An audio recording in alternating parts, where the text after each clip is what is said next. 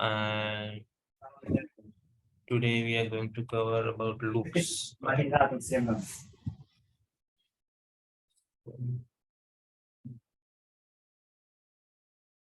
So I would request you guys also not speaking, please go on mute.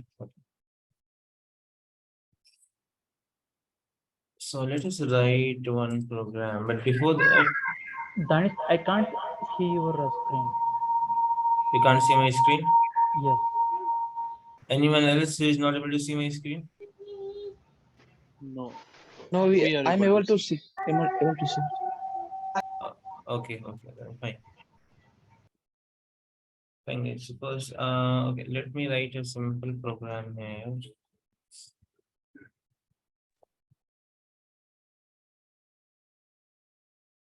Okay, this is only printing test. Saving it. Day 3, right?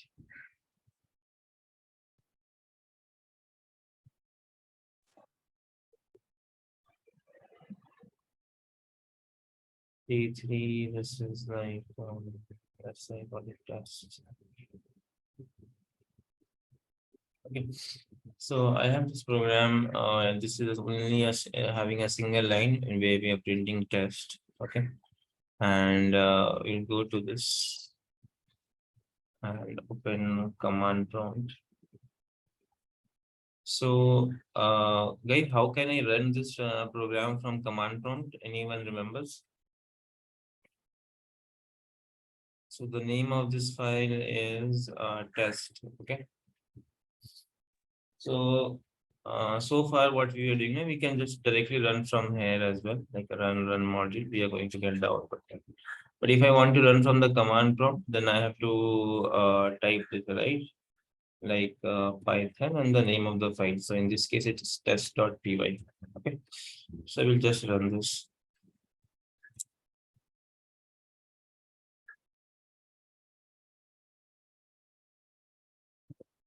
Can you guys see the output for this? Yes. Okay. Yes. So, what happens generally, like what we see, we write a .py file, okay, and then we execute, we see the output, okay. But internally, what the compiler is doing. So whatever the code that we are writing, so in this case we are writing print test. Okay, this is called source code. Okay, source code like the code which we are writing. Okay, this first, so the compiler which we install using the Python official website, the Python which we install, that is the compiler we are installing. Okay. So that compiler internally, it converts this .py file, this source code to bytecode. Okay. This is done by the compiler. Internally, we are not able to say it. So this .py file gets converted to .pyc file. Okay. Then what happens? This bytecode is again like changed to machine code with the help of Python virtual machine. Okay. And then we see the output. Like this is the flow that happens internally. Source code what we are writing, it gets converted to bytecode.pyc file. And this bytecode.pyc file you can share with anyone. Like suppose, let's say I am running this program in Windows operating system. And if you share this .pyc file with someone who is having a Linux system or Mac, if they have the Python installed in their system, then they will be also able to run the same code without making any changes. Okay, that is why Python is called platform independent. Run it once and execute it anywhere. Clear, guys? Any doubt? Where can I get that PYC file? Yes, good question. Just a moment.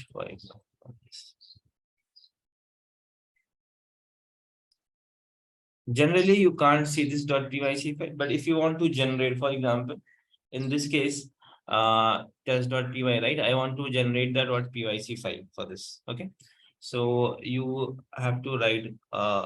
You have to run it like this. I will just show you. Python -m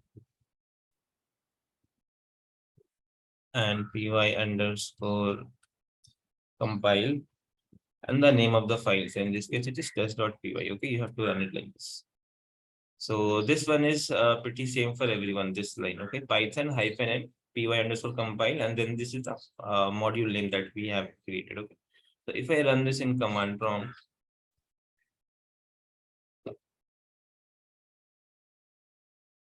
okay, I hope we are recording the session. Just a moment. Yeah. So I have run this. Okay, guys. Now if I open the folder, you see one folder got created _PyCache. Okay, if I open this, you see this. This is the compiled file. If you see the type of this, see compiled Python file. Can you see it? Okay, and the name becomes test.cpython -311. Okay, this is the module name test what we have written, and the cpython 311, that is the compiler details. Okay, this becomes the name. So open the properties, you see this is a .pyc file, and this is the name of it. Okay, and now you can share this file with anyone having different operating system. They can also execute this. They don't have to write the code again. Clear, guys? And now if you want to run this file, okay, you can also run it in your system, this .pyc file. Okay, so if you want to run this file, then you have to let's go back to the command prompt. So cd. So we are just we will just move to this _PyCache, right?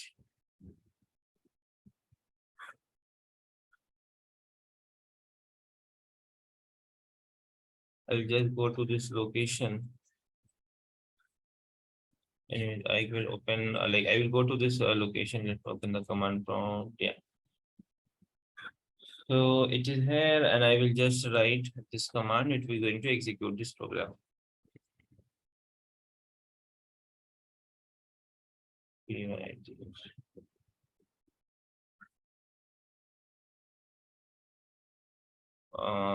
File name is test dot. What did we got here? The name is cpython -311, right? Yeah. So test.c. Let me copy this name. Test.cpython.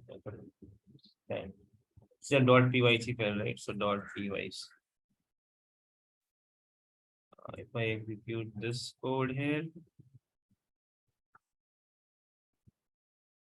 okay, it is going to give me the same output. Yes. Clear, guys? This is to generate.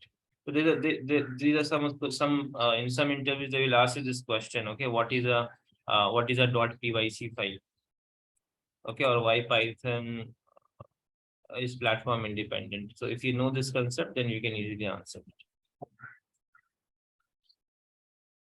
Any doubt? Any question, guys? Running command and then execute it.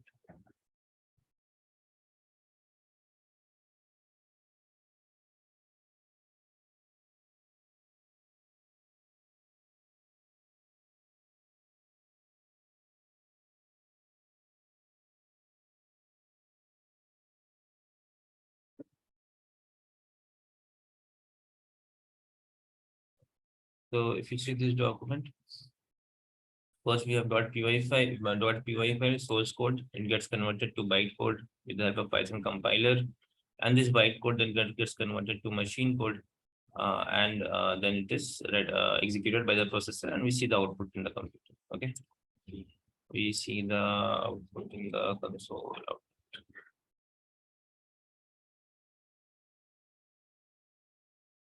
When we execute, we directly see this step, but these steps are it happens internally. We are not able to see. Clear, guys? Any doubt, anyone? Understood? Yes, no? Yes, sir.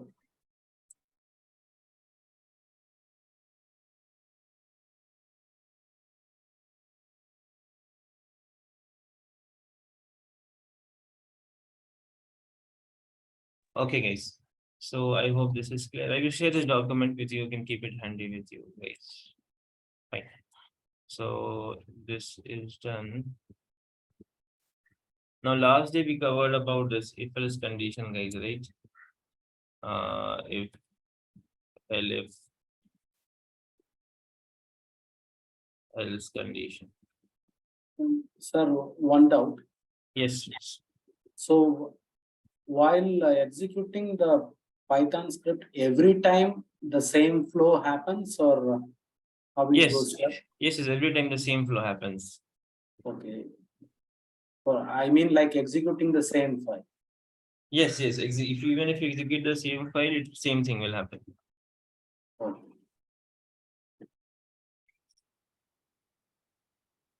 Okay, so we yesterday last day we covered if else condition. Okay, like suppose I want to check. I want to check whether number is even or odd. Okay, so let me take a number as input from the user.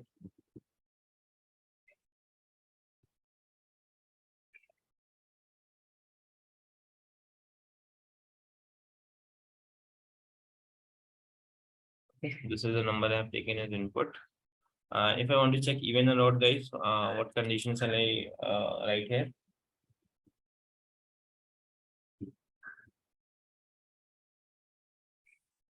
Anyone? Num modulo goes Mod. Oh, sorry. If num modular 2, right, equals to 0, then print is odd, even. right, guys? Else Even print. it should be. Okay, it should be even, right? That's what I'm checking how much alert you guys are. Okay, this one is odd, first one is even.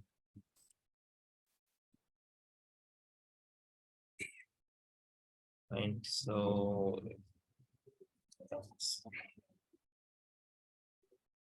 here on this enter number 12, number is even. Okay. Now we have something called inline if.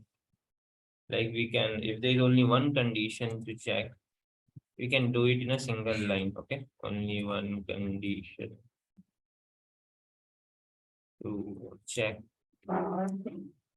We can do it in a single line.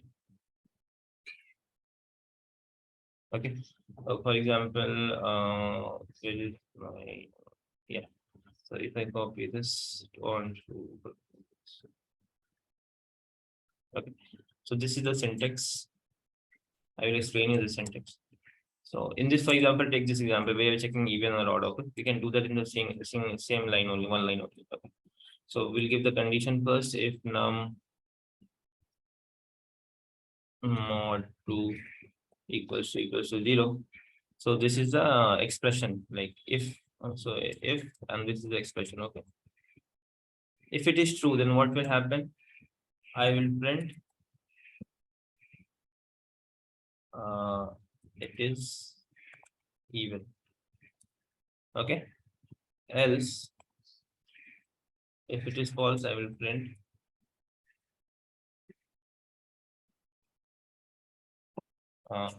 odd. It's odd. Okay, we can do it in a single line also like this.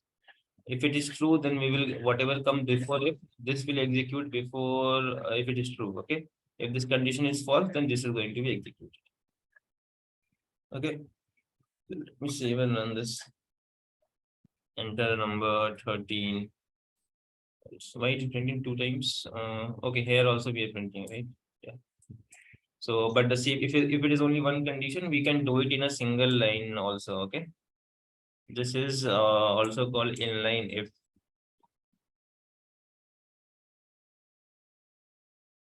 Clear, understood, guys? So this is the basic syntax.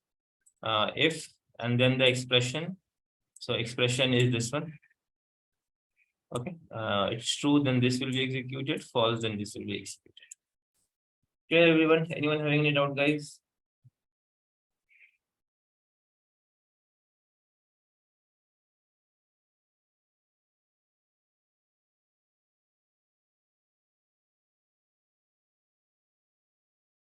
Yes, sir.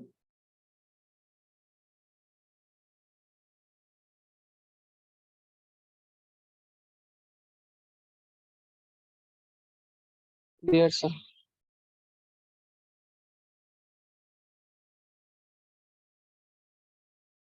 Okay, so this basically completes our. Let me ask you one question here. Let's suppose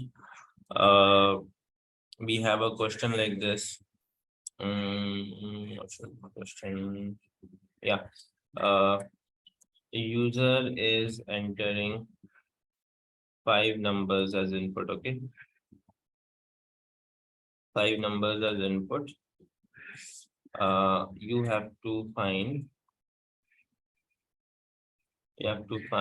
the largest number among the 5 from the 5. Okay.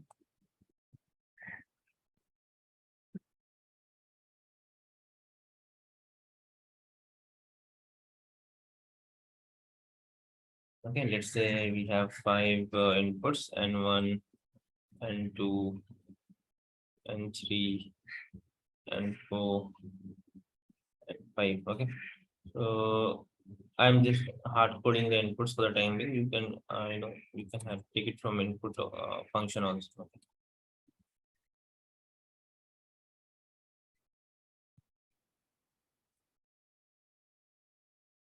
So you guys will tell me the logic, how can I find the largest maximum or the minimum number from this set of numbers?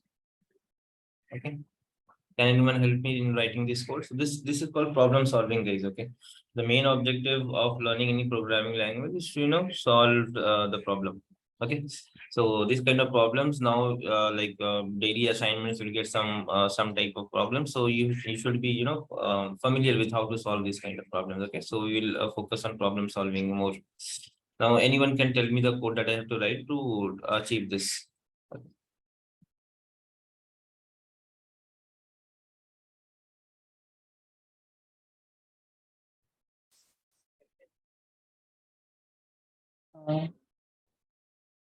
Uh, we can consider first number as the largest, and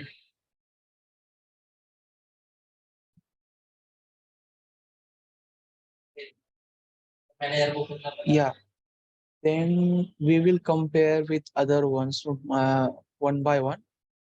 If it is second one is greater than the already assumed largest, then it will we will assign that second one. If it is not, then we will keep moving like that, and till the end we will get the largest.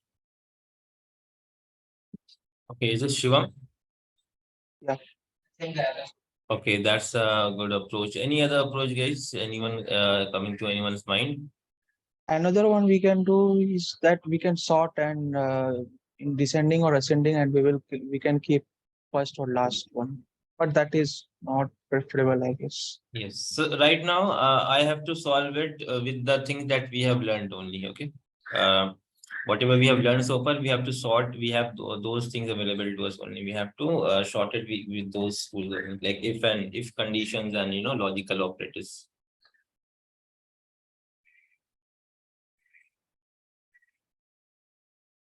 So, okay, guys, whenever you solve a problem, guys, always remember, if you can, what do we call? If you can write a step-by-step approach for this, okay, then it would be very easy to solve. You just, for example, in this step 1, what are we going to do? Like, suppose n1, right? So very simple.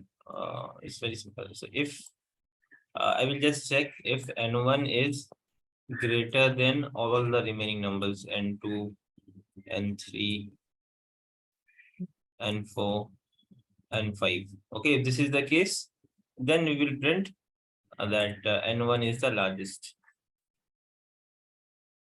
Clear, guys? Similarly, if this is not the case, then what are we going to check? We are using an else if statement, right? And we'll check whether n2 is greater than everyone.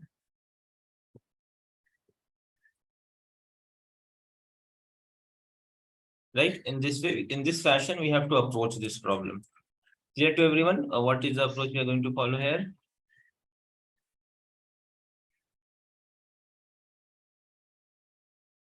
Yes, no, guys, understood, not understood? Now you tell me this line, how can I achieve it in Python? This line, first line. Tell me how will I achieve it here? What will be the code for this?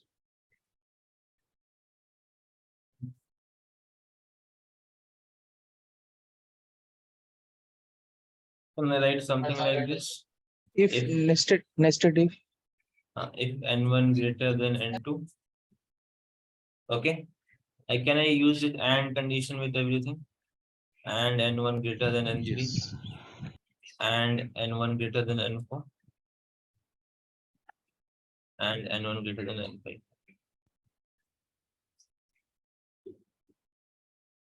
Okay, then we can print n1 is the largest with the f string. Okay. N1 is the largest. Clear, guys? Next we can next condition we can have na elif. Same thing only. I will just replace n1 with n2 and n2 with n1. Like if n2 greater than n1 and n2 greater than n3 and n2 greater than n4 and n2 greater than n5. Okay, so there will be better approach as we learn more of Python, but this is only for learning like solving problem with what we have learned so far, if else and operators. But that is, do we need to write n2 greater than n1? It is repeat to right? We have already compared this in the first if statement. Now, let's suppose okay, so n1 is 12 here and n2 is 23 here. Okay, so if n1 greater than n2, is this true or false? 1 greater than n2 false. False, so automatically it will come to the next condition. Yes. But there might be cases where let's say n1 is greater 54. Okay, and we have something called 555. Now in this case, this is true. N1 is 54, N2 is 23, right? And if we come to 23 here, and in the next condition, if we check N2 is greater than N1, no. So we have to check with all this variables, okay? Because these are AND operators, so we have to check with all the operators. So Is my print statement correct, guys? You have to correct me, okay? I make a lot of mistakes while coding. You have to give placeholder. It's wrong. placeholder. Yes, we have to give placeholders.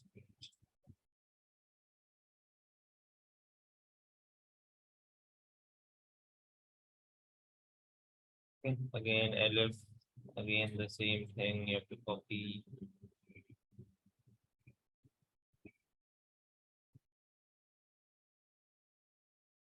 N3 greater than N1, N3. Let's take only 3 numbers for the time. Okay, don't want to go into 5 numbers. So, if both the condition is false, guys, then what we can assume? Let me remove these conditions also, because there is nothing called N4 and N5. If N1 is not greater, N2 is not greater, then automatically what can we assume? Which one is greatest? N3. Largest N3, right? So we don't have to check any condition.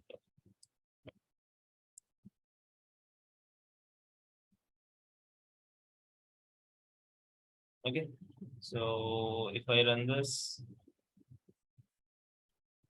unmatched, we have an extra bracket here.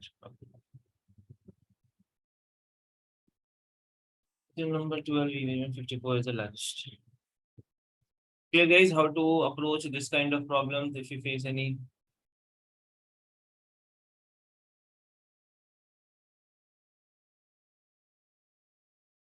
Yes.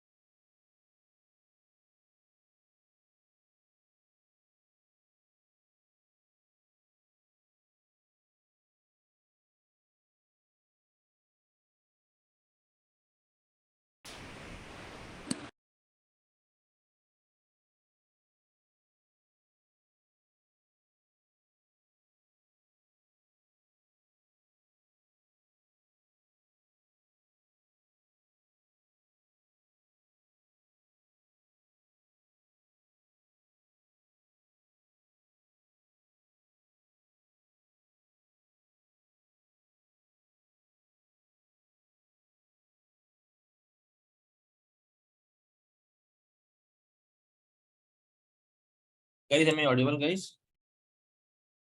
Yes. Okay. So in case of loops, guys, so why do we need loops? Okay.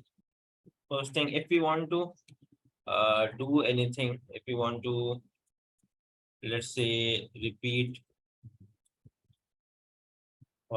same step multiple times, we need loop. Okay. For example, let's say print welcome 10 times. If we don't have loops, then what we will do, we will write 10 print statements. Okay. Welcome. Again, welcome. Okay. So to avoid this, guys, we can use a loop to, where we have where we will have only one print statement, but it is going to loop is going to print it 10 times. Okay. So this in case of while loop, these steps that we are doing, that should be done. Okay. First initialization, I will tell you what it is. Then we check the condition, and then we have we can say change the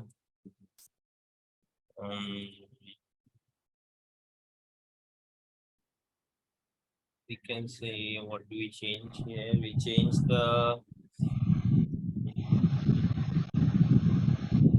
we update the initialize, we update. I'll tell you what it is. Okay. For example, in this case, in the above problem statement that we are going to solve, like print welcome 10 times, right? So here we have to take a counter, okay, that is going to count till 10. Okay. So let's initialize it to 0, or let's say 1. Okay. Now while loop syntax is very simple, guys. We will give here a while. This is a while keyword. Okay. And then we will check the condition. Okay. So condition checking is I want to execute 10 times. So I have to, take a while counter less than 11. I mentioned this. Okay. While counter less than 11. So this step, what we are giving count equals to 1. This is initialization. Okay. Initialization. Condition checking expression. This is the condition checking while count is less than 11. Okay. So count initially, guys, what is the value of count? 1. 1. So 1 less than 11 is true. Yes. So if it is true, it will enter this while loop. It will print welcome and it will increase the value of count. Okay. Next time, so it will print this count, it will be 2. It will again come back. Now count is 2. It will check 2 less than 11. Yes. 3 less than 11. Yes. 4 less than 11. Yes. So when the value of count will be 11, 11 less than 11, it will be false and it will come out of the loop.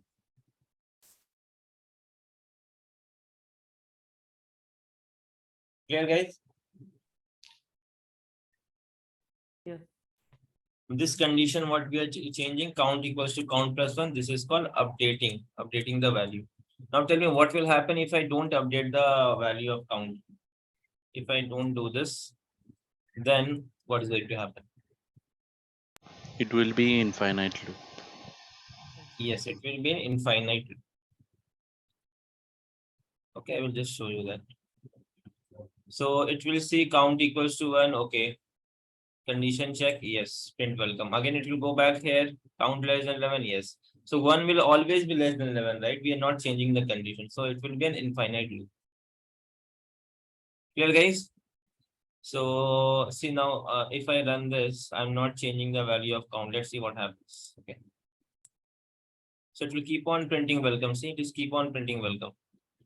I have to stop it forcefully by pressing Control C. I hope it stops. Control C is not working. Oh, still printing. Control D.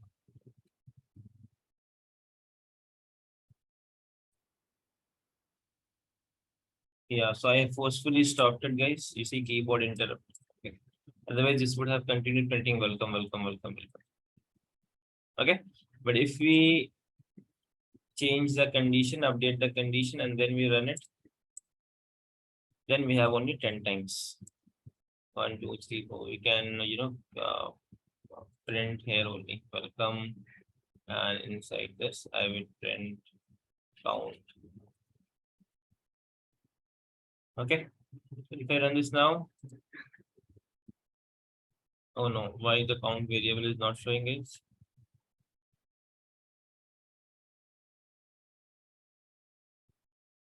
Welcome. F is not there. F is not there in this. Right, F string, right? So now we have welcome 1, 2, 3, 4, 5, 6. Clear, guys, you don't have to write print statement 10 times. You are just executing this in a code which in a loop, which this loop is getting executed 10 times. Any doubt, anyone in this?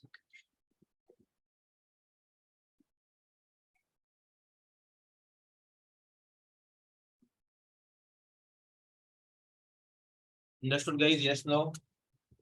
Yes. Yes. Okay, anyone having any doubt, please feel free to ask. Okay, because everyone will have their own level of understanding. Okay, now we can this is fine. We can also see it here.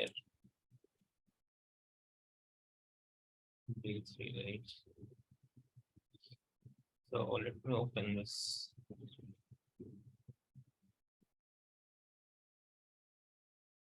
So this is here also you can write your code, okay? And in this, you can see the execution visualize. So it will be even more, you will have even a better understanding, okay? So let me write my code in this particular here, and I will just put my code here and visualize execution, okay? So initially count is 1, guys, okay? So I am doing a forward here. Now it comes to the loop, okay? Now, what is the value of count, guys? You see here 1 written in this global frame. Okay. So I click forward, it's printing 1, and count equals to count plus 1. Condition is changing. Now, what is the value of count, guys? You see here updating. Yes. 2. And our control is where this yellow line shows this is the line executing. Okay. So after this 1 plus 1, 2, it is again coming back to the while loop. Again, condition will be checked. Okay. Again, next, again, it will print welcome. Again, it is changing the count. Again, is going to the condition. Right. This will help you in visualizing what is getting executed. You can see it in front of you. So this will help you understanding even better. Right, guys? This is known as dry run, right? This is known as, Dry run. you can say, dry run. No, not a dry run. You can, you can do it in this one. ID is also using your debugger. Okay, to see each value, what is the value getting updated. Okay, you can do it that way also, and you can do it here also. There you will see all the values getting updated. Okay.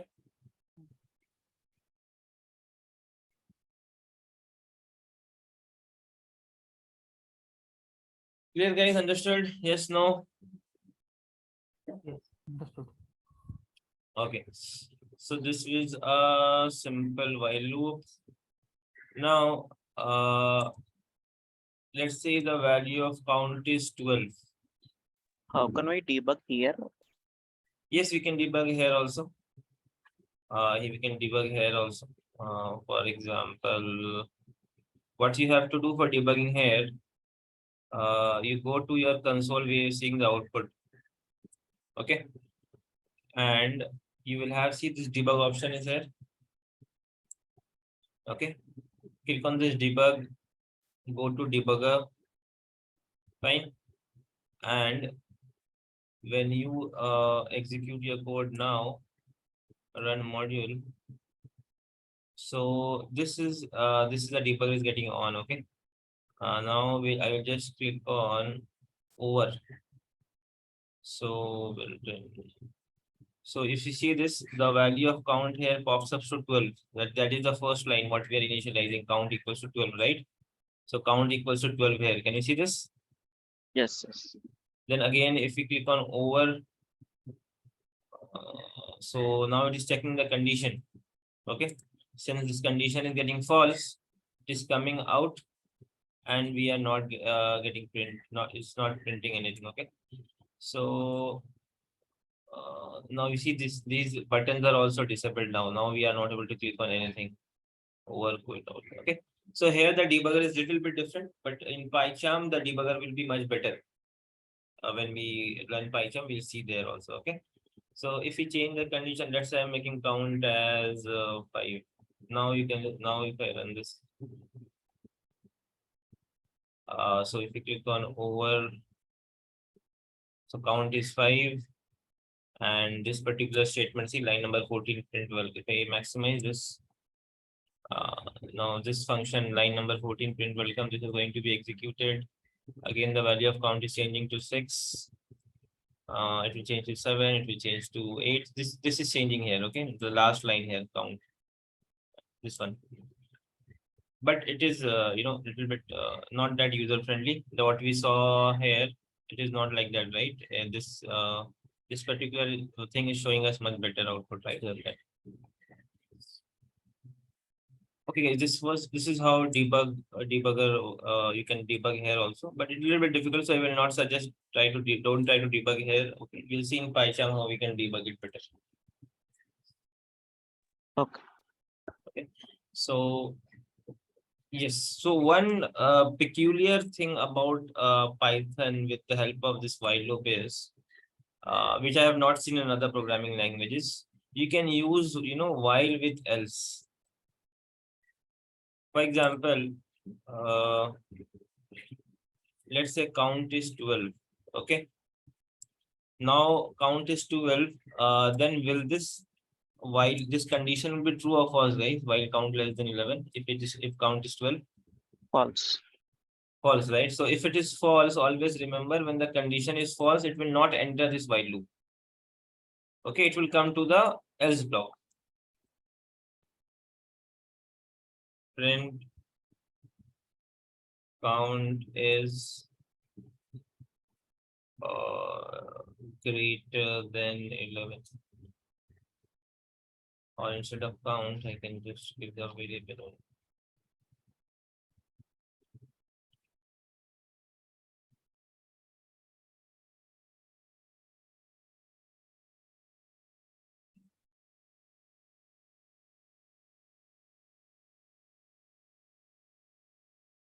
Okay, 12 is greater than 11. So this is very unique thing in Python. Else I have not seen it in other programming languages like Java and all. Okay, if this condition is false, it will enter the else block. Clear, guys? Understood this? Yes, that's it.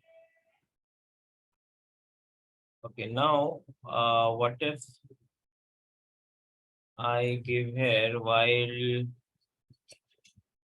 true? What is going to happen, guys, if I give while true and execute this?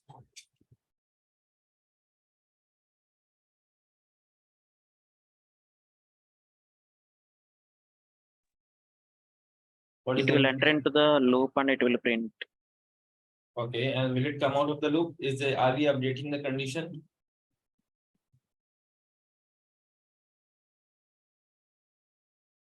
Yes. How will it come out of the loop? No, no, no, no, no. Here we are hard coding the condition as true. So will it be false anytime? No, In this code, no. No, no, So, no. so what will happen? It will enter into an Infinitely. infinite loop.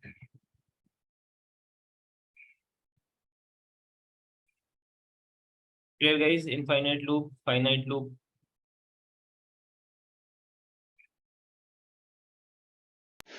Then else won't be executed, right? This else will not be executed. Yes, because if it enters this while block, now, for example, let me comment out this.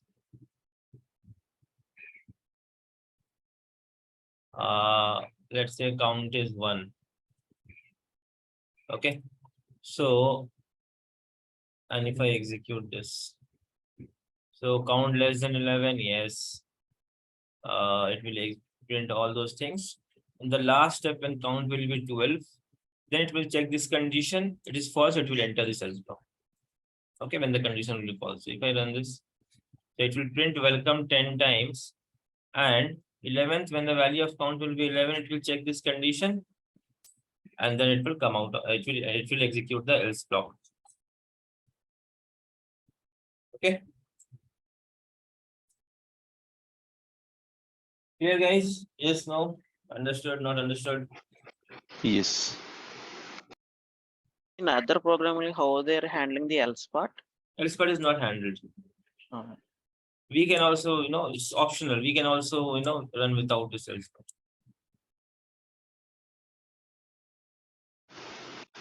So do we have break and continue like other programming? Yes, we have that. We'll come to it. We'll come to that. So till now it is clear, right? Then I will go to the next one.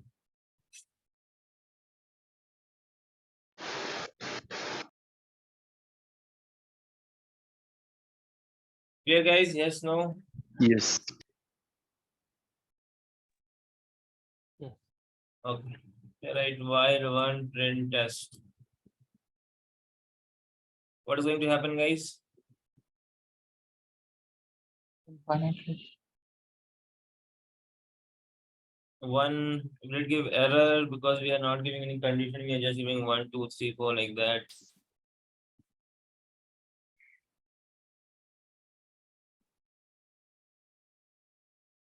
Anyone wants to take a guess?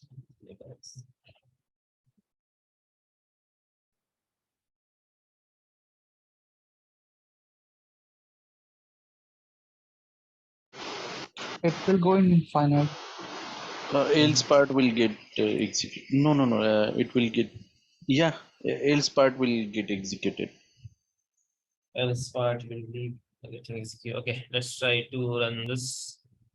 Any reason why else part will be executed? One, it will take it as false or true. I think it doesn't understand whether it is true or false. Maybe it's a number. Okay, if it's not understanding, it will give an error, right? The Python compiler is not able to understand. So, okay, let me run this. What is happening, guys? it's entering into loop and printing. It went into an infinite loop, right? Why this is not stopping also?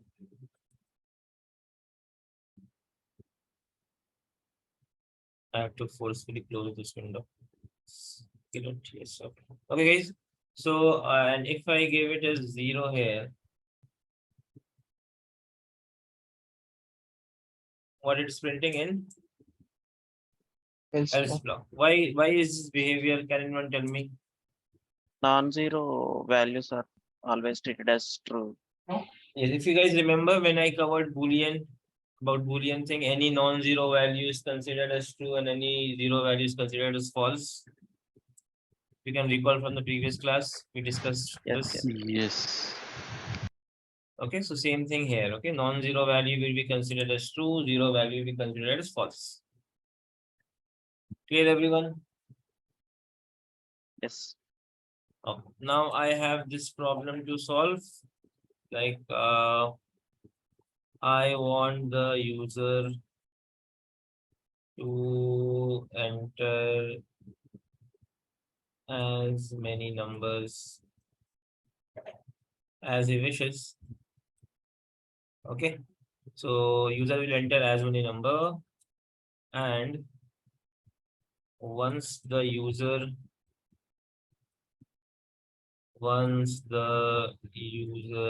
enters negative number, okay, we will find the sum of all the numbers except that negative number. Is the question clear, guys?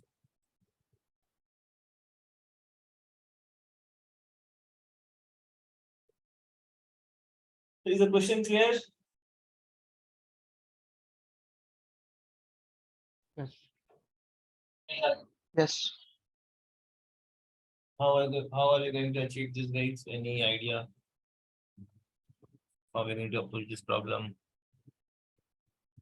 As we will build logic on pen and paper by taking some numbers, and then after that we will applying that logic. But the condition here is we are not sure whether user will enter one number, two number, three number, four number, five numbers, right? The user can enter 100 numbers, 10 numbers. Okay, that is one challenge here. So whenever you get this kind of problems, okay, always remember you have to run a infinite loop. Okay. Inside this infinite loop, you will ask the user to enter the input.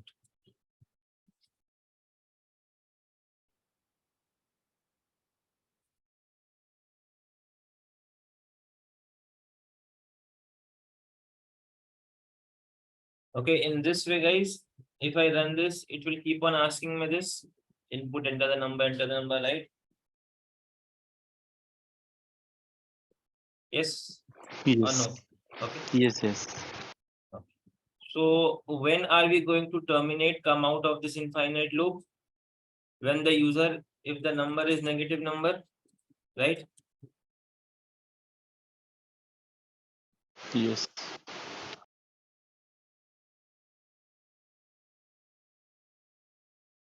So if the number is negative, we have to come out of the loop. How do we come out of a loop? With the help of break. Okay, this is like coming out of the loop. Like if you give break, it will come out of the loop. As simple as that. Okay, but it's not only about coming out of the loop. We have to find the sum of all the numbers that the user is entering. Right? How do we find the sum, guys, of all the numbers?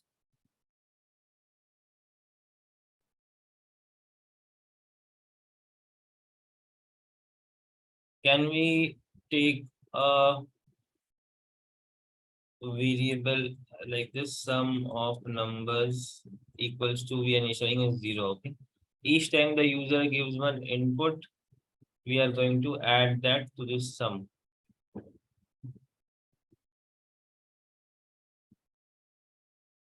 Where if it is 0, number is less than 0. Okay, but here the problem will be, let's say the user enters a negative number, right? Okay, let me execute it, then it will be understood better. Okay, while true, if the number is less than 0, break. Else we don't need to give the else part, automatically it will, if we don't give else part, automatically it will go to the beginning of the file. condition checking. Okay, guys. And if it is less than 0, print the sum and break, come out of it.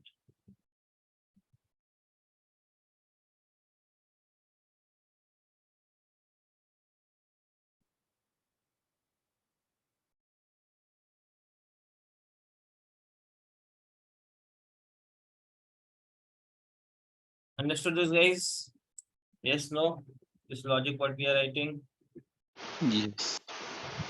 Yes, sir. Okay, I hope it is clear to everyone, guys. Anyone having a doubt, please feel free to ask me. Don't hesitate. Okay.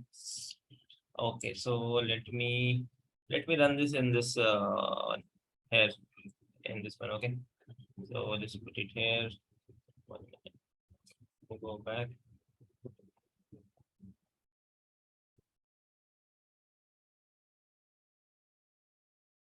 Okay, so initially sum of numbers equals to 0, forward while true. Okay, number. Now it will ask me enter the number. Okay, so I hope they will allow me to enter some number here. So I'm giving as 10. Can we give type 10? No, sorry, they will have this. They don't have the option to ask the user to give input. Fine. Let me go back to in our case only. Okay, so let me run this. Enter the number 10. Again 2. Again. Now I will give -5. So it's a negative number. Now it will come out of the loop, guys. Okay. What is the sum? Is the sum correct? What we wanted? No. No. No. What was our condition here in the problem? When the user enters negative, we will find the sum of all the numbers except that negative number. Right? Then how do we achieve that, guys? Because we are taking the input, we are adding it here only. How can we achieve that so that this negative number is not added to our result?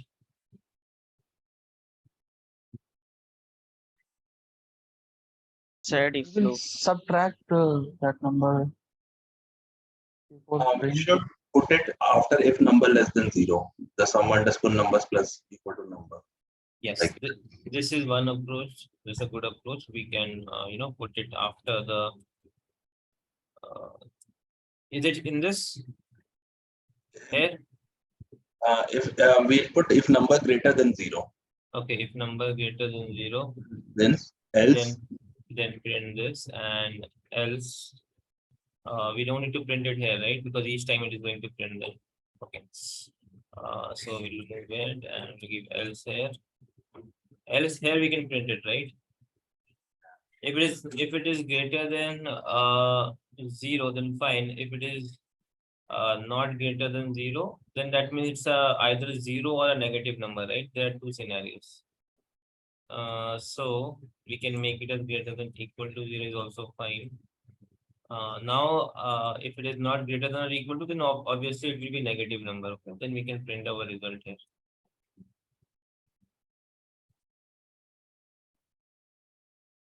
Sum of numbers.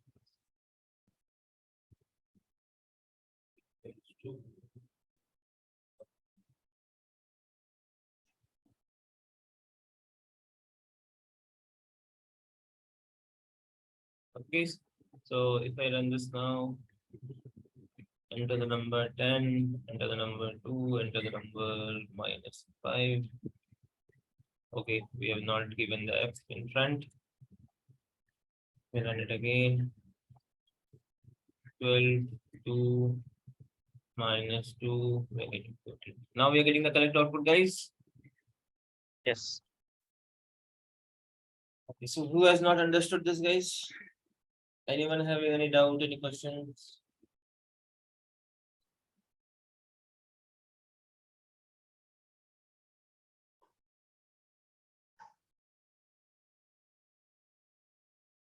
Everyone understood this?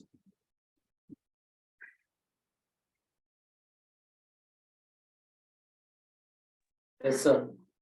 Okay. Now Okay, now we will see. Yeah. Okay, so this was a single loop that we were executing, guys. Okay, now we also have the nested loops, one loop inside another loop. That I have a doubt. So we have Yes. provided the else condition, right? Yes. So is that else belongs to that while or if? You always see the indentation here. So see this, if else and if and else are on the same level, right? So it belongs to if. This else belongs to this if. But Okay. I want to discuss one thing. Yes, So sure. there it is in infinite loop, like while true, right? Yeah. Yeah. So it will go inside Yeah. and it will take an input. Yes. If it is greater than 0 or equal to, Yeah. then it will take sum.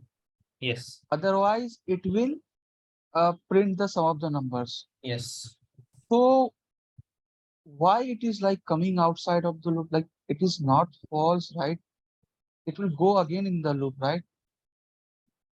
Okay, we have not used break here also, right? Yeah. Oh, I forgot the break here. Okay, so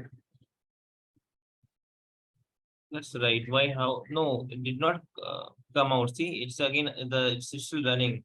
Enter the number, right? Yeah, but like I'm not able to understand how it is coming out of the loop without any No, it is condition. not. It is not coming out of the loop. It is still running. You see, this enter the number. I missed it. This one. You see the last output.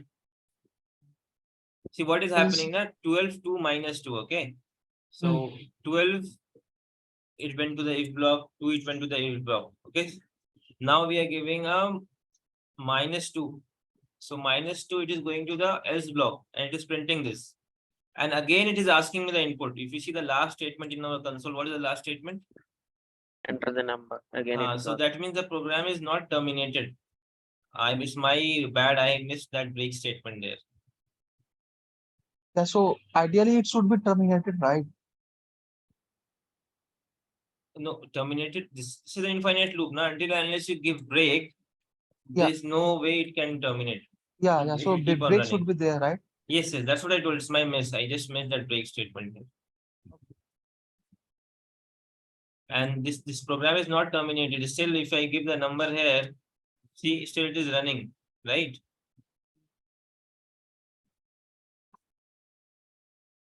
See again, and some of the numbers again, it is asking me the input. Understood, Shivam? Yeah. Okay, so let me forcefully terminate this. Okay, so yeah, thanks for pointing that out. I just missed this break statement after giving the. Okay. Fine, guys. Now, if I run this, enter the number 12, enter the number 2, enter the number 0, enter the number -2. So now it's terminated, right? Some of the numbers. Okay, guys. Can you please execute the program again and give only 0? We are handling 0 here. You see this? Greater than No, equal no, to 0. just give only 0 as the input. Just want to know. Okay. Yeah. Okay. What is the next input we should give here? 0. Some negative number. No, mine. Negative number.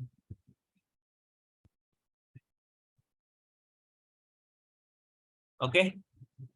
Okay, thank you. Yeah, we are handling it here. Greater than equal to 0. Is that break keyword belongs to while? Because we are making No. maintaining indentation right here. No. Yeah. Obviously, yeah. Why? This is part of. It will be inside the while loop only. Okay. You see, loop all the statements that are maintaining this indentation. They are part of while block.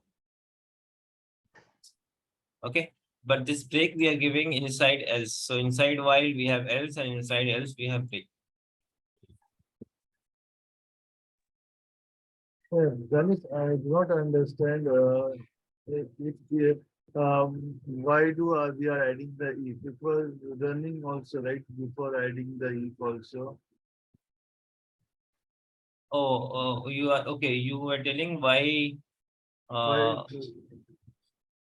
why do we added if condition? It was running before, without adding the if condition also. Right? No, the if condition is, you see, our question here is when the user enters a negative number. Okay, then we have to check whether the number is negative or positive with the help of this condition checking. If we don't check this condition, then we will not know then when to terminate. So our terminating condition from this loop is when the user enters negative number, it will exit the loop. Okay, okay. So that is why we have to give if here. Okay, Yeah, guys. got it. Got Yes, it. okay. Some good questions are coming, guys. I would encourage you guys to ask more questions. Okay. Any other doubt, guys? Here, anyone?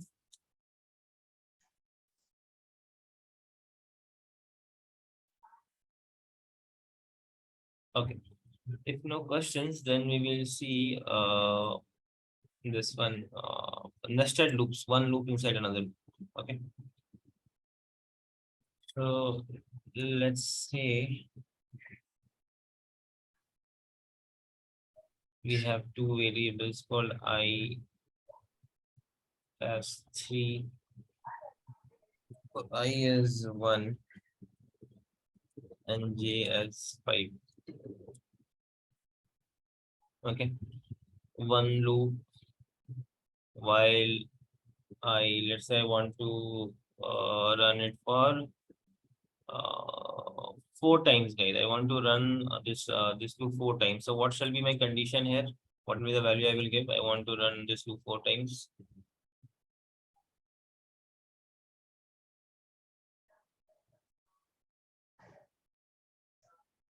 Till J, I should be less than But 5. I should be less than 5. 6.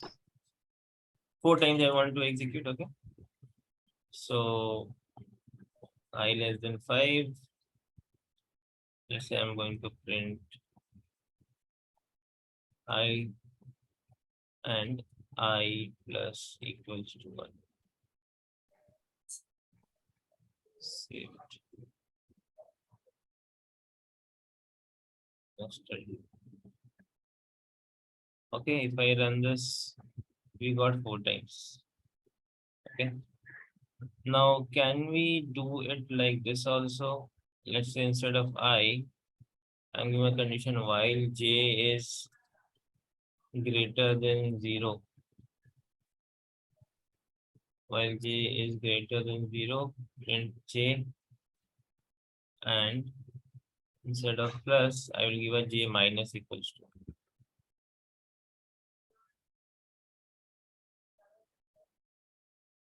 Is this going to work, guys?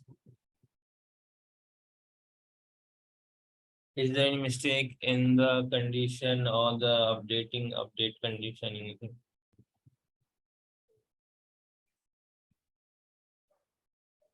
I think it starts with 5. Here it will start with 5. And it will print 5. Then the value of j will be 4. Then it will print 5 times. Will print it will print only 5 times, right? 5, 4, 3, 2, 1. Okay, fine. So we can have this condition also, guys. Either it can increase it and go, or you can decrease it and go. Both ways.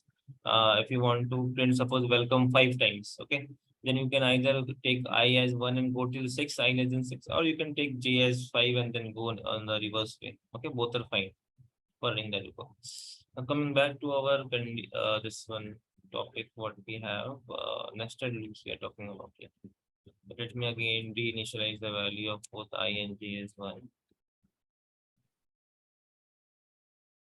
Okay, and in this first condition is, let's say while I is less than, I say 4. Okay, and inside this I have another loop called j while j is less than 4. We have 2 loops. Okay, and then I am printing here I comma j.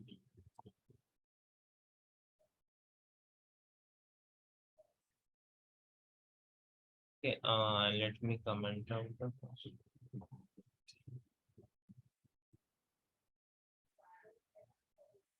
Okay, so let me just copy this and go through this particular line here.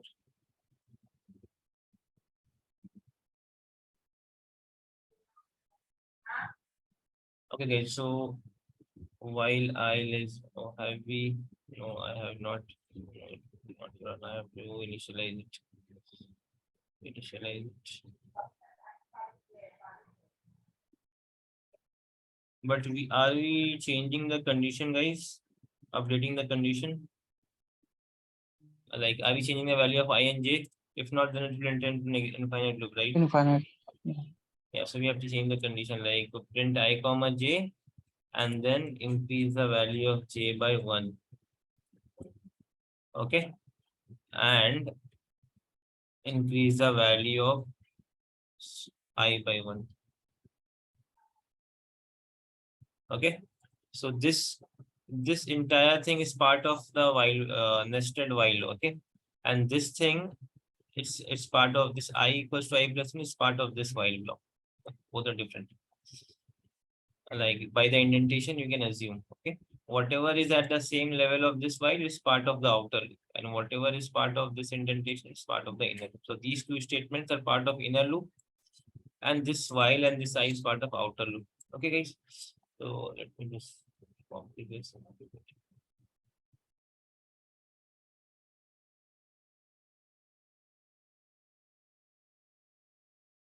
Okay, I is 1, j is 1, while I less than 4. True or false, guys? True. True. While j less than 4, true or false? True. True. So we're going to print I comma j, 1 comma 1. Okay, I is 1, j is 1. Now what is happening? We are increasing the value of j. Now the value of j is 2. Right? And where did the control go, guys? Again to the inner while loop. Now 2 is less than 4. Right or wrong? True. So it will print 1 comma 2. Again, it is changing the value of j. J is 3 now. 3 is less than 4. True, it will print 1 comma 3. Now the value of j is 4. So this condition will be false. False. Now tell me, where will the control go? Will it go Outer while. outer while, so that statement I equals to I plus 1 or directly to the condition check? First I is equal to I plus 1, then it will check the outer loops condition. Okay, so if I click here, you see where is the control I equals to I plus 1, right? Now I is 2. So Right. again, now what is the value of j, guys? 4. Can we reset the value after first while for j? Yes, that is what I have just to do. Okay. So, but since j is 4 now, so this statement will be false, right? It will not enter this while loop, Yeah. Right. right? So it will again change the value of I. I will be 3, but again, since we are not reinitializing the value of j to 1, so that is why it is not entering this while loop. Okay. Okay. So now I will be 4 and this condition will be false and our program will be terminated. So what I missed out, I missed reinitializing the value of j here. Okay. So after this while loop or here also, we can just reinitialize the value. We can make the value of j as 1 again. Okay. J as 1 again. Now if I execute this,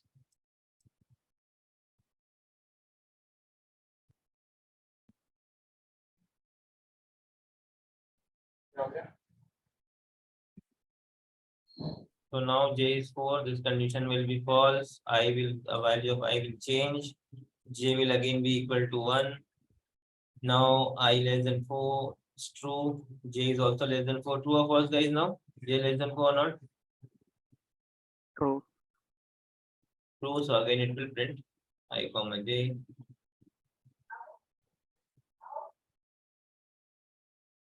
Okay, now it will again go to the outer loop. I is 3 now. Condition is true. Again j is 1. So this will print this.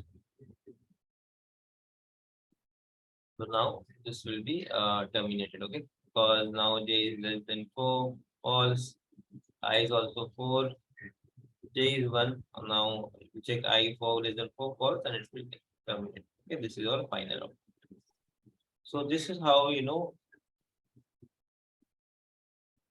the inner loop behaves, okay? So like if I go back to the program, so what will happen now, guys?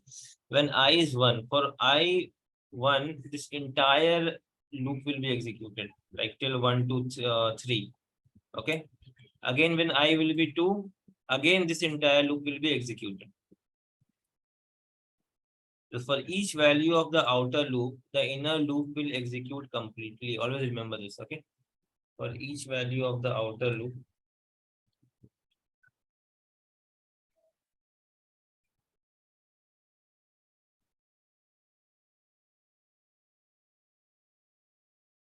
So we can consider in context of SQL, it is kind of cross join, like first it will. correct, yes. In terms of SQL cross join, yes, best way to understand.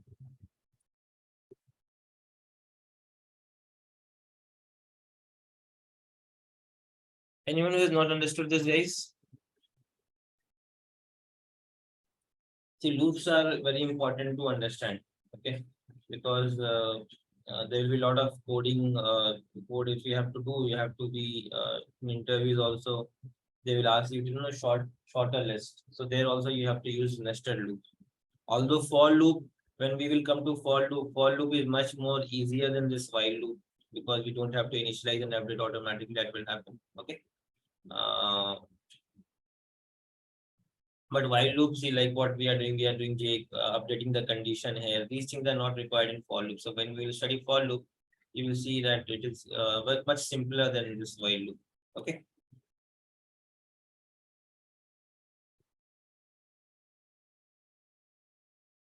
So how can we get an idea like in that scenario we can use this nested while or something like that?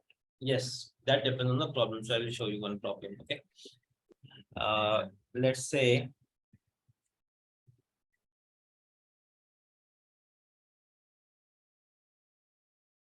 okay, first let's write a simple program, check whether a number is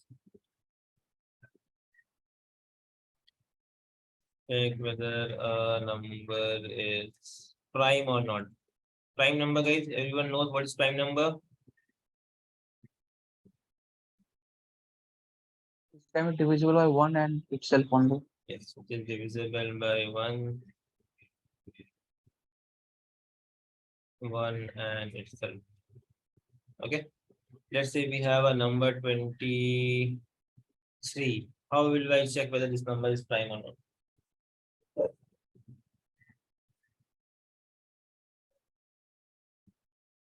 If it is divisible by other than 1 and 23, then it is not a prime. Okay, then how to write the code for logic for that?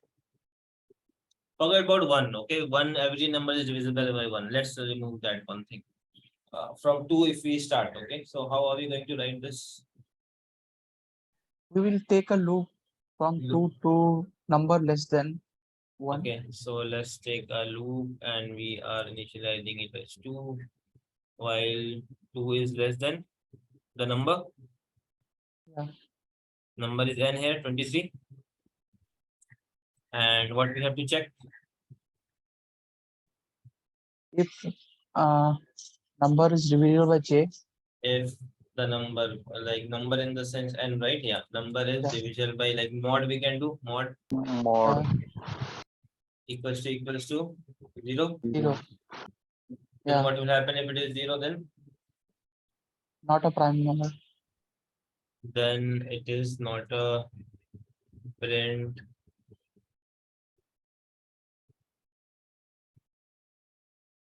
n is not a prime number.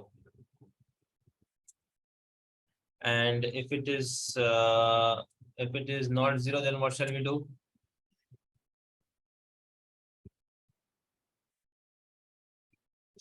So if it is not a prime number, we have to come out, right? Immediately, we don't need to, for Yeah. example, if it is 24 and if it is divisible by 2, then immediately we need to come out or we need to go like do all the execution, like to check all the numbers.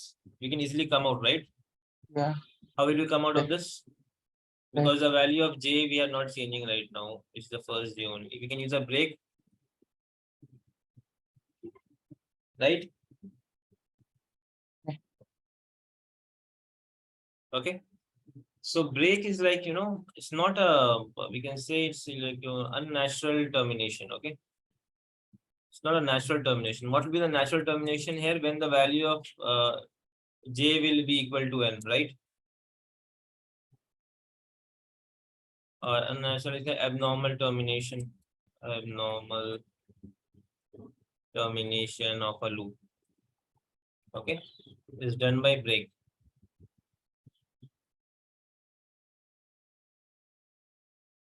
Right. If it is, now tell me guys, if let's forget else condition, okay? Okay, if this is this, else what we need to do, we can increase the value of j, right? J plus equals to 1, because j we have to update the condition, right? It will be 2 first, then 3, then 4, then 5, like that.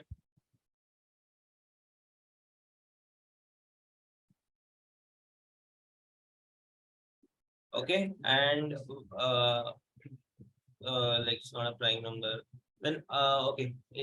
Till now it's clear to everyone, guys, how we are solving this. Till now, any doubt in this problem what we're trying to solve?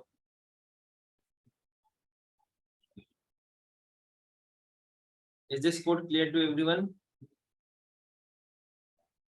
Understand. But I have a problem with this code. We are printing is not a prime number, right? If it is a prime number, we should print this also, right? It is a prime number. Where are we going to execute this? Write this. When will we be sure that it is a prime number? Can anyone tell me where I am going to print this? We are printing, okay, if it is divisible by 0, it's a prime number, not a prime number. Can I write this print statement here and say it's the prime number in this? Can I write here? We cannot write here. Then where shall we So- write this? We can take kind of like flag value, like when it will. Yes, you are going in the right direction only. Tell me. Yes, you can take a flag value.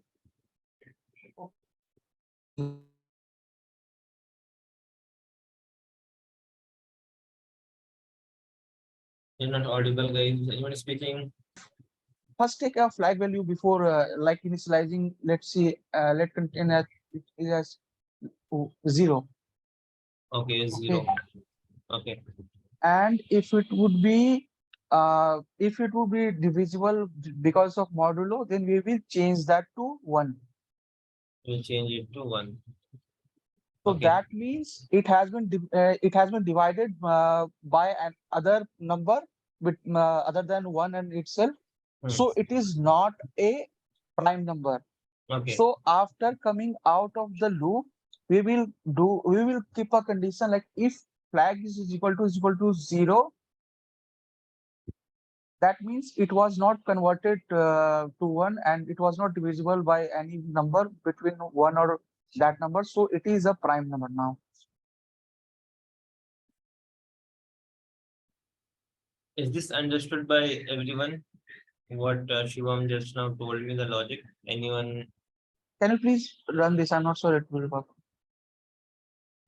This should work. For example, 24. Okay, let's say 24.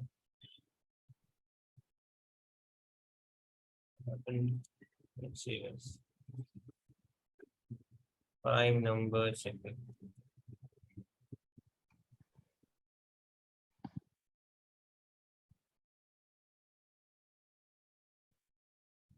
So the number is 24, right?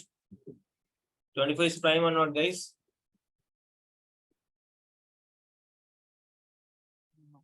Not a prime. Let's give a prime number 23.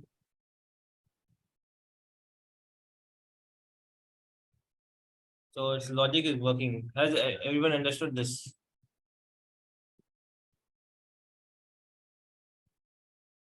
Can you explain? Yeah, sure. So what we are doing here, this case, you understood why we introduced flag at the very first step. Why did we introduce flag? Because we wanted to print. What we wanted to print, if the number is prime or not. Okay. So we were able to print the number is not a prime number, but we were not sure whether the number, when to print number is prime or not. Okay. Till this, it was understood by everyone, right? If it is divisible by 0, then it's a prime number, right?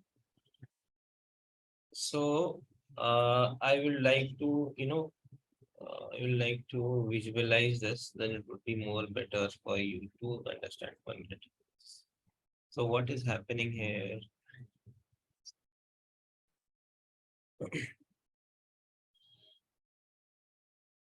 Okay, guys. So n is 23. Let's see how the code flows. Okay. J is 2. So 2 less than 23, guys. You see J and N. Yes or no? Yes. So n mod J, 23 mod 2 is not equal to 0. It will come to the else part and it will increment J. Right now, J will be 3. 3 less than 23. Again, it will go on like this. Okay. So the problem that might happen, okay, let me change the input, then it will be, let's make it instead of 20, I'm giving 25, guys, okay, 25. So in case of 25,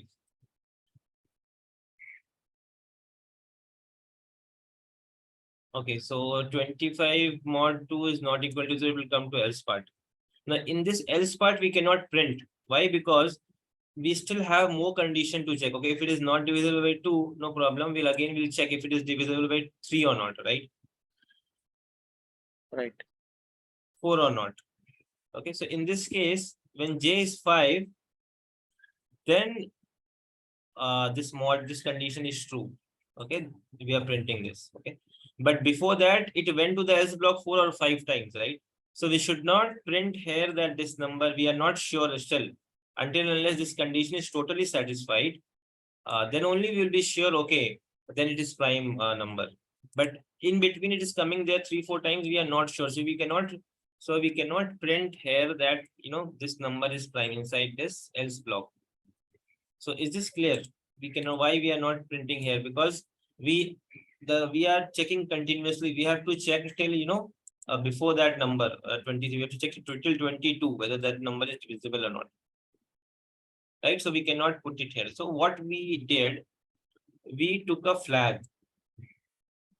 Okay, now why we're taking this flag? This is just for, let's make it for our understanding. I will tell you why we are taking it. Okay, so I will just mention here, we will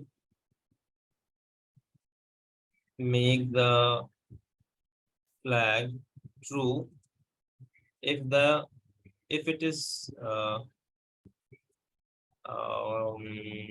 if it is divisible by some number.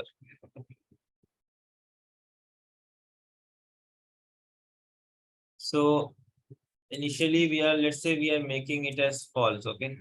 Or you can make it flag, or instead of, this is a variable name, guys. I will just say prime. This is also a variable name. Is prime. So maybe I'm making is prime as false. Okay.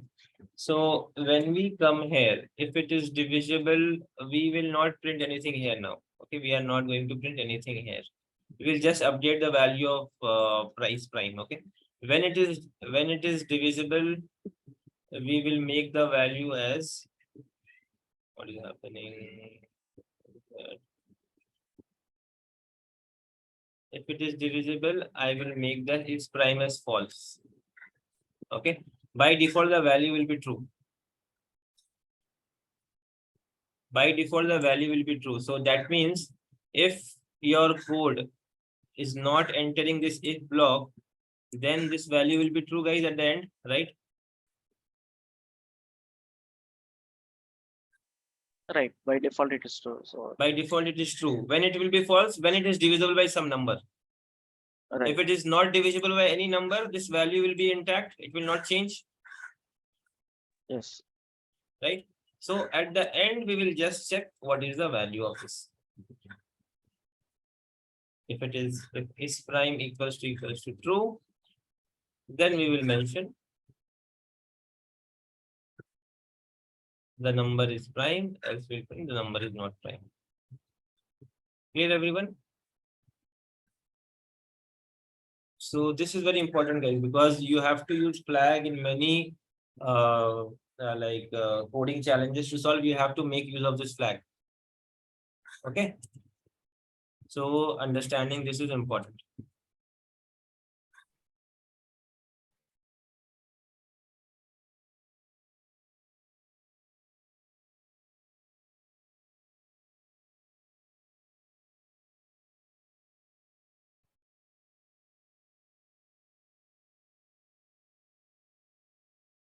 Okay, so if I execute this, the number 23 is prime. Okay. So let's me run that there also, just for visualization purpose. Okay, so here if you see n is 23, j is 2, is prime is true. Okay, by default is prime is true. So now it will check the condition. If n mod j equals to 0, no, that will just continue. Again, it will increase the value of j. Okay, is 23 divisible by 3? No. Okay, so in this case, it will never enter this block, and the value of is prime will be true, right? It will not be false because it is not entering this block. And at the end, we are just checking the value of is prime. If it is false, then we will mention the number is not prime. If it is true, we will mention the number is prime. Now the value of j is 23. This condition is false. It will come here. And in this, it will check if is prime equals to true. Yes, the number is prime. And the program is terminated. Okay, how many of you have not understood this, guys? Please tell me, don't hesitate.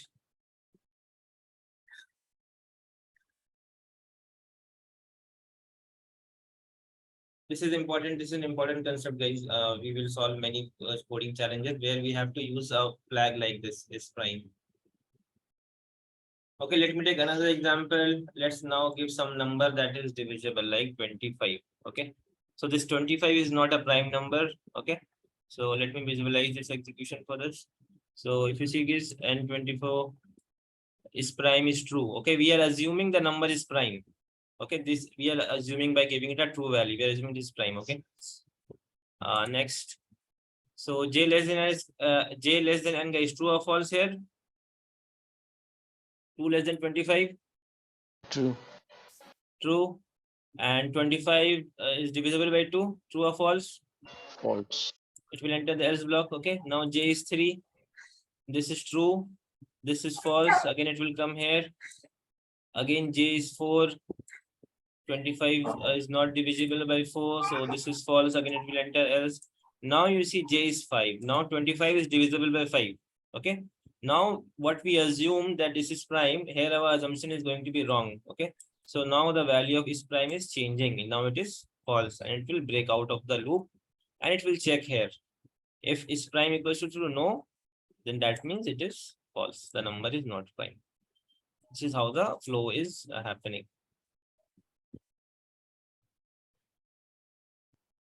Clear, everyone? Understood? Not understood? Yes, no?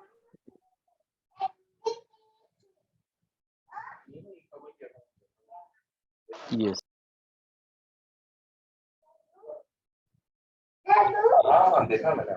Okay, I'm hearing only few yes, guys. What about others? Have you understood this? Yes, Ganesh. Okay. So guys, this is not a good practice to write is prime equals to true. Okay, we can only have this number only if it is prime.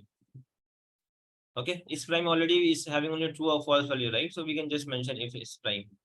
Okay, if true, then this, otherwise this. Okay.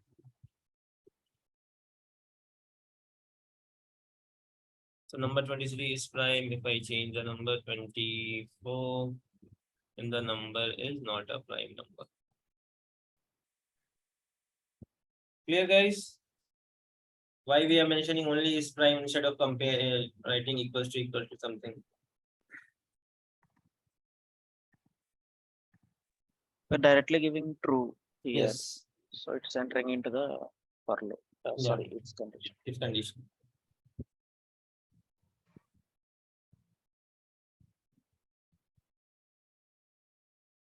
Okay, this was a single number, guys. I'm checking a single number. But this problem can be made complex by giving you a problem like this. Check all the numbers within 100 that are prime.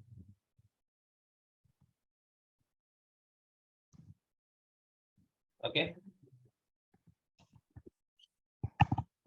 All the numbers within 100 that are prime. Here you will be using nested loops. Okay, I'm giving you a hint, but I will give you this as an assignment. Okay, try to do this. Okay, I know for beginners it will be difficult, but I want you guys to try, check in Google, do anything, try to understand. Okay, so at least even if you have 10-20% understanding, then you will have a background, and then in the next class, if you are not able to solve, I will help you to solve it. Okay, guys. Okay. Okay, this is a very common interview question. Okay, check all the numbers within a given range, prime or not.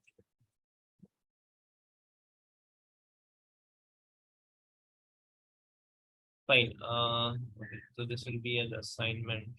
Let it be. Okay, so while loop we have seen these two. What else do we have? Okay, if you are able to solve this problem, then automatically I think nested loop will also be clear with for you guys, and this flag condition, how we are setting the flag and checking this will also be clear. Okay, now coming to for loops. We have seen while loop.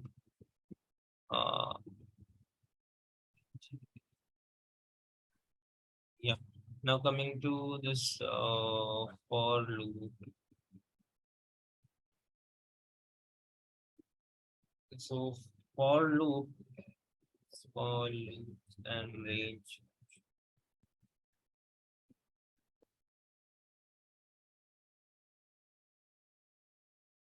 Okay, so let's say if we took the first example of while loop that we saw was printing welcome 10 times. Okay, so if we have to do the same with for loop, print welcome 10 times, how are we going to do it? So for loops, guys, we use a function called range function with for loop. Okay, so I'll just show you the syntax here. Let's say this I is any variable name, and we make use of this range function. Okay, this range function can take 3 parameters. Okay, one is the starting value, 1. Let's say I'm starting with 1. This is the ending value. Like before this, it will be terminated. 11 means it will go till 10. Okay, and by default, this is the step value. Right? Even if you don't give 1, it will take it as 1 by default. Okay. So this is one liner, and then we will print just welcome.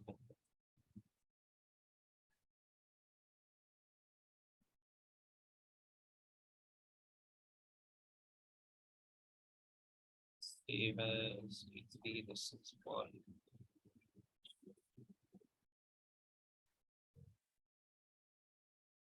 I run this.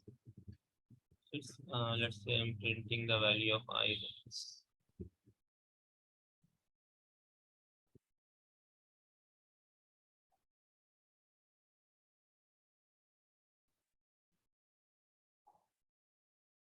One, two, three, four, five, six, seven, 9. Okay, so this range function. Let's talk a little bit about this range function.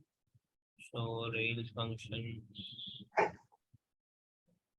takes 3 parameters. Okay, first one is the starting value.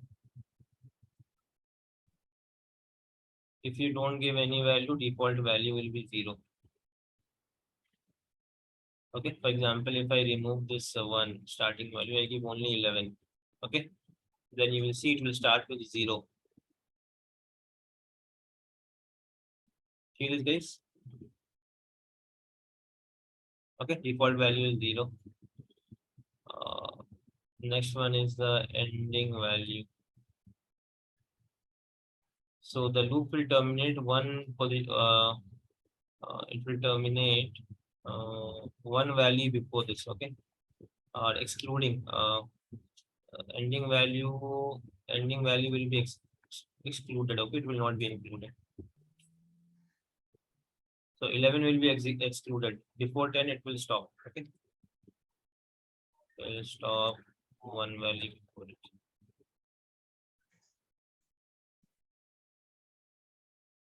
And this is the mandatory parameter, ending value, okay? Ending value is the mandatory parameter that you have to give. If you don't give it, you will get some error. So if you give only one value, it will take that as an ending value, okay? If you give only one, for example, if we are giving 11, so it is taking that as the ending value. Will be considered as ending value.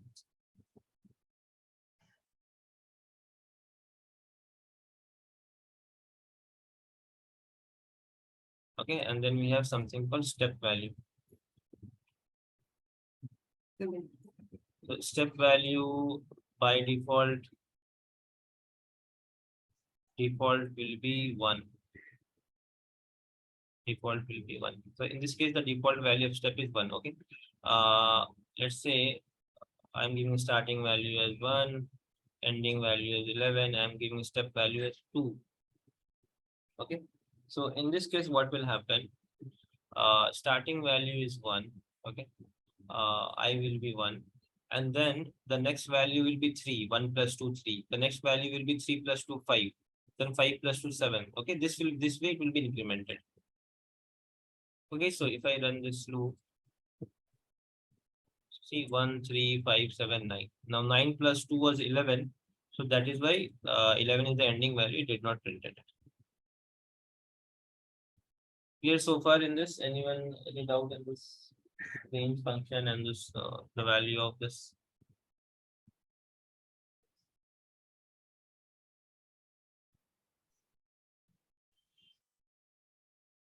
Is this clear, guys? You tell me if I give here 5, then what will be the output?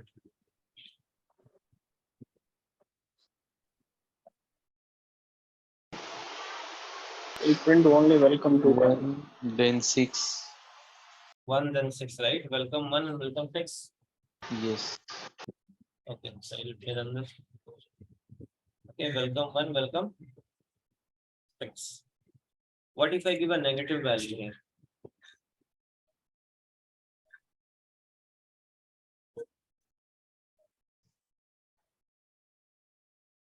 What if I give a negative It will give error, I think. error? Not going to print anything. So always remember in range function, if you give a negative value,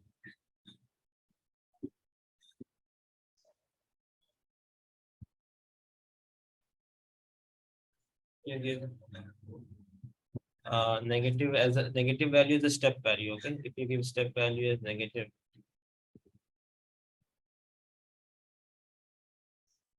then the starting value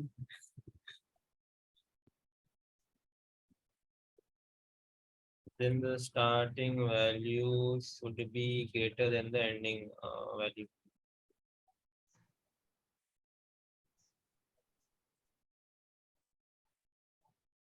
Okay, let's see an example. So let's see this. Let's make this as starting value as 10. Okay, and ending value as 0, and step value is -1. Okay, so first value will be 10, second value will be 9, 8, 7, 6, 5, like that. And let me change correct this.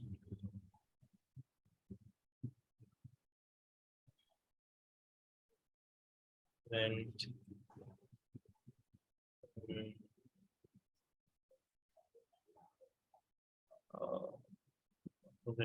I'm just putting off.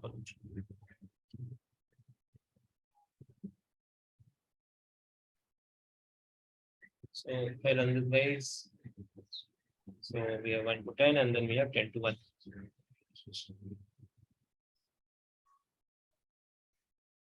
Okay guys, but if you give some, if I give a positive value here,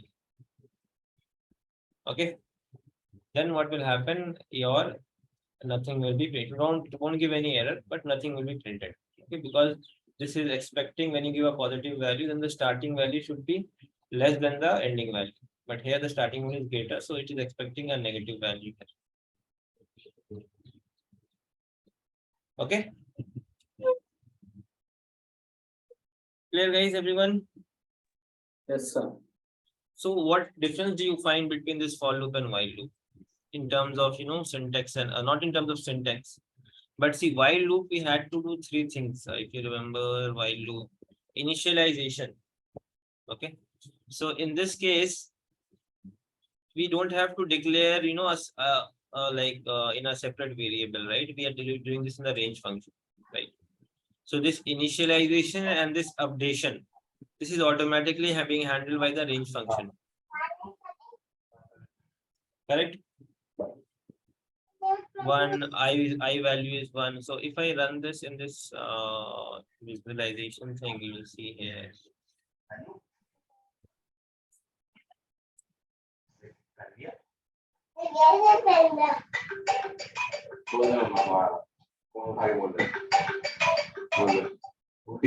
Guys, go on mute, guys. I can hear some noise.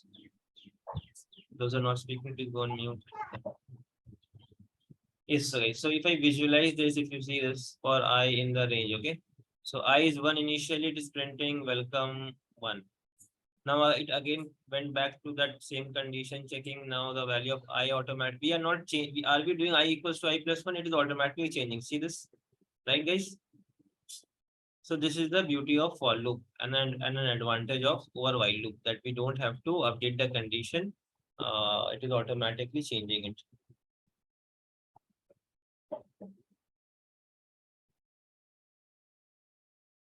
Clear, guys? Are we clear? Yes. Yes. Yeah. Okay. So this was Danish, if we give a single parameter in the range, yes. then do we need to exclusively give the increment, or No, if it you will give a by single default? by default, if you see step value default will be 1. Okay.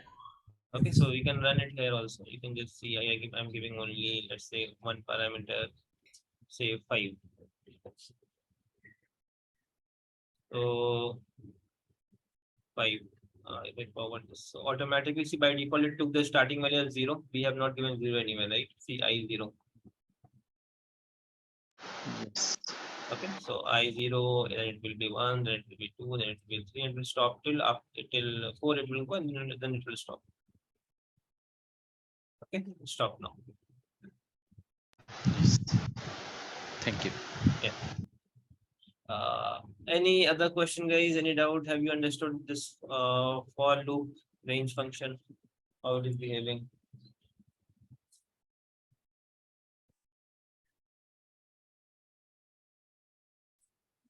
Yeah, but I need to practice more. You need to, obviously, you need to solve problems. You need to solve, the more problems you solve, the more your understanding will be clear. Okay. And this for loop can also have an else condition, like what we have in with while loop, guys. You can also have it here also. Although you will rarely find it anywhere mentioned about it, but this is part of this Python syntax. Okay. So print it is out of range.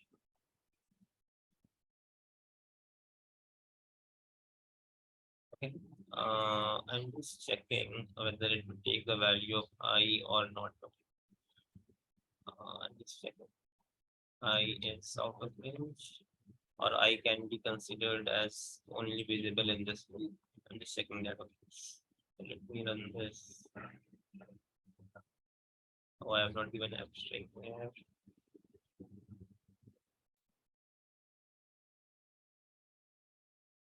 Yeah, so it's taking the value. So 10 is out of range. Okay, so this for loop also can have an else condition, although you will rarely see anyone using it. But in case if you know some questions, MCQ interviews, they might drill you. So you already have the knowledge. While and for both you can use an else. Okay. Fine, guys. So let this be like that. And so in case of nested, just like while loop, nested while loop, we can also have a nested for loop also. Like let's say for I in the range of 5. Execution wise, it will be same. But here you will see the good thing of this is unlike nested while loop where we had to do so much effort, right? We had to again reinitialize the value of j to 1, right? And things like that we don't have to do here. Let me open. So that is the difference between the two. Let me open nested loop. Yeah. So in this case, see while I less than 4. Okay, so let me give the similar condition here. Okay, so 1 to 4. Okay, 1 to 4. And in this, then what we printing, and then we have to see, we have to increase the value of j, right? And we have to increase the value of I, and then again we had to reinitialize the value of j as 1, right, guys? Remember? So these from these headaches, what we are saved, no, we don't have to, again, increase the value, then again reinitialize the value. So automatically, whatever output this will give, this will also give the same output. Okay, so if I run this. So this 1 1 1 2 1 3 2 1 2 2 2 2 3 3 1 3 2 3 3. This is much simpler, right? We don't have the headache of increasing and then reinitializing j and all. Right, guys? Much simpler than that.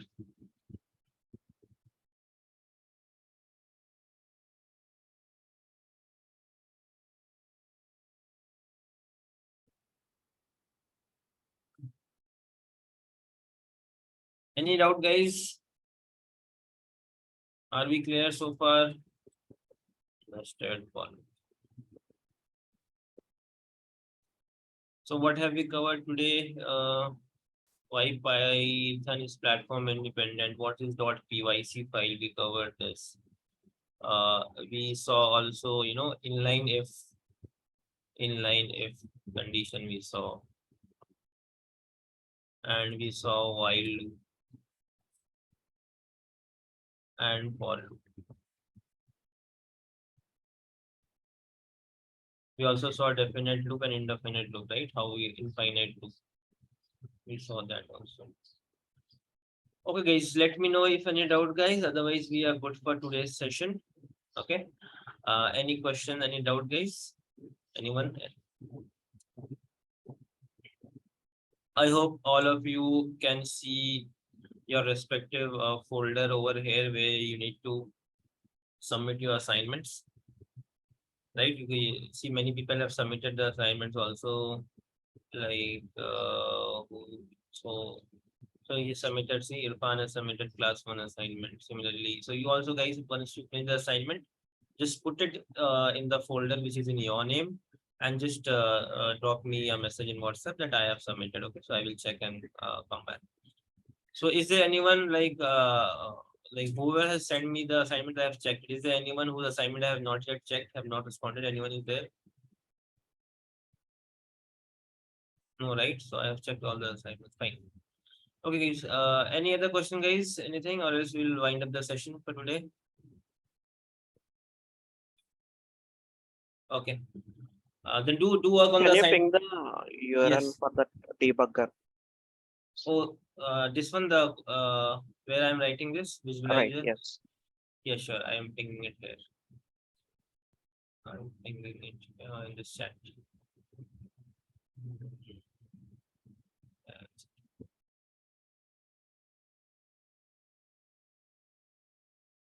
Okay, I pinged in the chat. Okay, guys, if no questions, then thank you guys. Thank you for your time. See you guys tomorrow. Have a good day. Bye. Right, thank you. Thanks. Sir.